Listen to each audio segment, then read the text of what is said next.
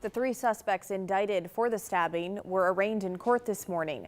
Here they are. The two 18-year-olds and a 21-year-old were arrested shortly after they allegedly stabbed a 44-year-old man and beat him with a skateboard back on August 25th.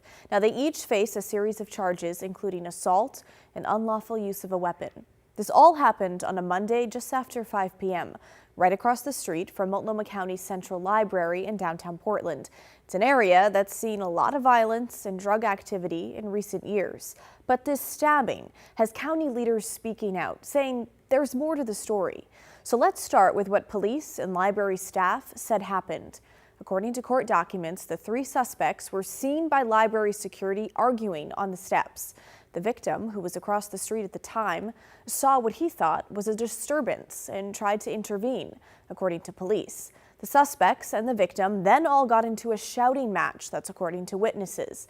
The documents also say the library security guard heard one of the teens say, "F it, let's jump him," before running across the street and attacking the 44-year-old.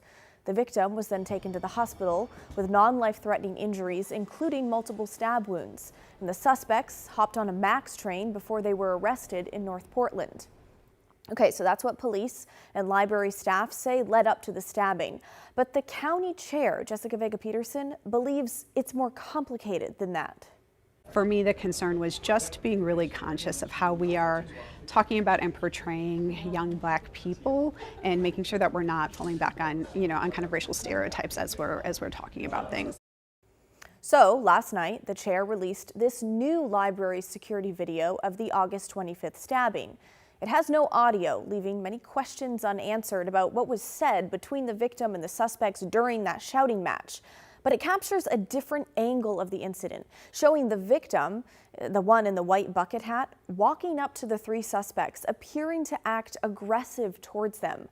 It does not appear that he was trying to break up a disturbance or fight, which is how police initially characterized it. I mean, it was really striking to me to see just how things had played out. That was different than what we had heard about. Do you feel like the victim might have instigated some of this? I think if you look at the video, you see what the interaction looks like, and you see that there is a definite back and forth that looked like was happening, and so that's what I want to make sure that people had access to be able to see that and really be able to see for themselves. So later in the video, it shows the victim, again the one in the white bucket hat, swinging what witnesses told KGW was a belt at one of the suspects. I think the video really speaks for itself, so that's one of the reasons why I wanted it to be released publicly so people could see. I think that there had been, a perception or even a statements that the person was intervening when there was a disturbance, and there really wasn't. That's not what I saw in the video that played out. Now, this also caught the attention of Multnomah County Commissioner Shannon Singleton. We caught up with her today. I did see him chasing and hitting one of the young people with a belt. I also saw him with their skateboard at one point, but I couldn't tell what had led up to that. Yeah, I think for me it was there's more to this story, and not, again, being able to see the sequence of things and when he actually was stabbed. I'm not clear if he was defending himself or if it was the other way around. I don't think anything means that he deserved to be stabbed. I want to be really clear about that. That behavior is not acceptable either. For me, it's just about let's tell the full story, because the narrative was painting these young Black kids as aggressors in a situation that didn't necessarily tell the full story, that there was aggression, I think, on multiple, but from multiple parties from what I could see, because the way that the narrative was being told felt at a minimum laced with institutional racism. Now, at the beginning of the video, multiple library security guards arrive at the scene, appearing to try and de-escalate the situation. The victim then walks across the street. The entire group eventually follows him. The security guards stayed by the library and watched from afar. So they did exactly what their training was to do. And then again, we are responsible for the part of the area around the library that is library property. They did the right thing, absolutely, in calling the police when things were moving, onto the TriMet and across the street area, and so that was also very appropriate. So I'm actually really pleased at the way that county staff and security showed up. Now, the stabbing and the skateboard beating was not visible in this video. The victim, after being attacked, returned to the front of the library, and that's when police arrived. Portland police would not talk with us on camera today. They told us to talk to District Attorney Nathan Vasquez. So we asked him. He would also not talk with us on camera today. But yesterday, in a statement, DA Vasquez said in part, all video footage was presented to the grand jury for their consideration. After presentation of the evidence, the grand jury returned an indictment for the defendants. My office will continue to vigorously prosecute violent crimes occurring in the immediate vicinity of the Multnomah County Library.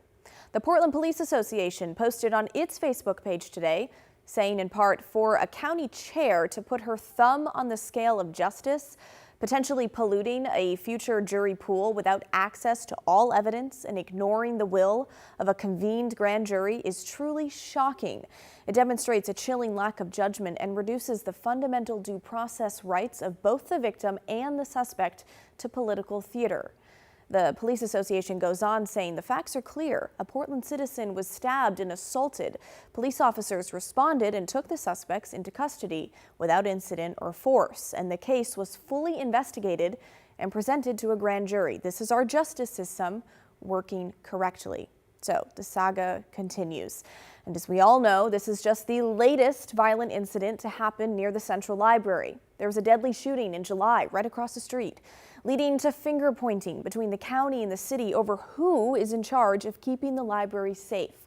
But despite increased police patrols and security guards, there continues to be violence. And local business owners are growing increasingly impatient. Some spoke up today inside City Hall during a public safety committee meeting. Listen. We moved our business into downtown at the end of 2022, and in that time that we have been there, and the main goal was to also be a part of the revitalization of the city because my business was in Southeast Portland prior to that. But in our tenure in downtown, we have experienced crime like high-end theft, vandalism, and 5 broken windows, blood on our windows, blood on our doors. We were the epicenter of the open-air fentanyl market for over 6 months, in which time I thought for sure I was going to fail.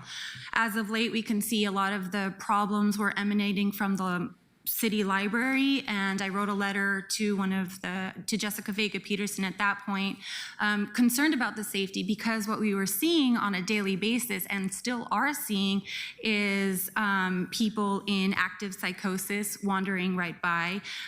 Just 2 days ago, while I was at work, I had to bang on the windows to stop a drug deal from happening in front of my guests and customers. We often see pedestrians forced into the street to avoid active drug use and dealing, and while employees are assaulted by individuals who are in crisis, property vandalized or damaged as a result of unchecked drug activity. Okay, some business owners say they want to see more police on the streets in a proactive manner rather than just showing up after something happens. It's hard and it's rough for us because we want the city to succeed and we don't know the solutions, but what we do know is that we don't feel safe. We'd really like Portland to consider why we are tolerating this behavior. Now, the library director has repeatedly declined our interview requests, but we're told she's working on new security recommendations that will be presented to county commissioners on September 30th. We're focusing a lot on the library in this, but the larger conversation is about how we have a safer downtown overall and making sure that the experience that people have to access any of our buildings and services are going to be able to happen. So this work is on the library, but I think the larger conversation we're happening is about how do we get people to see that it is safe and good to come back downtown. Okay, it's a question that comes up all the time, but here it is again. Do you feel safe downtown? Why or why not? If you avoid downtown for safety reasons, what needs to change to bring you back? Email us at thestory@kgw.com or call and leave us a voicemail, 503-226-5090.